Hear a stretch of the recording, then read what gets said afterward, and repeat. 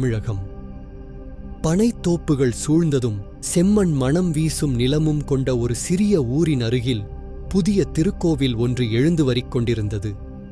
அந்த கோவிலின் கருவறைக்காக ஒரு 7 மாத கல் மீது இளம் சிற்பி அறிவான் விடியற்கால ஒளியில் வேலை செய்து கொண்டிருந்தான். அவனின் இடிக்கல், ஓரிக்கல் ஒலி, யாழி, குடம், அன்னம், தாமரை அலங்கரிக்கப்பட்ட தூண்களின் இடையே முழங்கியது. அறிவான் திறமை மிக்கவன், ஆனால் அவசர மனநிலைக்கு பெயர் பெற்றவன். ஒவ்வொரு சிறிய குறையும் அவனை எரிச்சலடையச் செய்தது. ஒவ்வொரு முண்டான ஓரமும் அவனைச் செம்மையாக கலங்கச் செய்தது. கல் உடனே மென்பட வேண்டும் என்ற அவசரம் அவனை முழுக்க ஆட்கொண்டிருந்தது.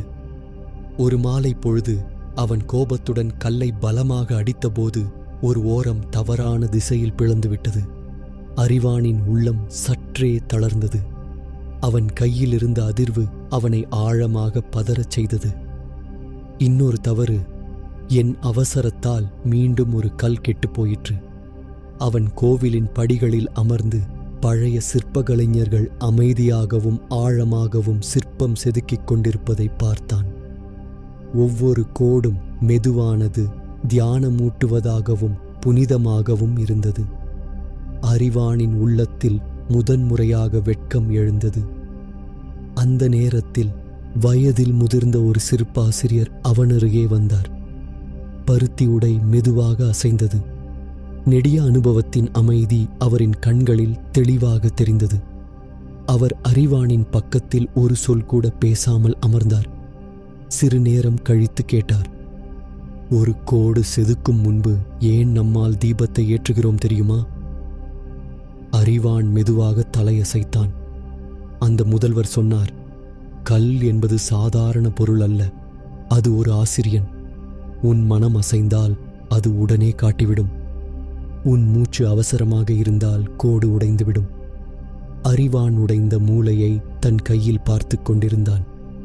முதல்வர் அவன் தோளில் கை வைத்து மெதுவாகச் சொன்னார், மனிதன் உள்ளத்தை கல்லை விட தெளிவாக காட்டும் ஒன்று இல்லை. உள்ளம் எப்படி இருக்கிறதோ கோடு அப்படியே பதியும்.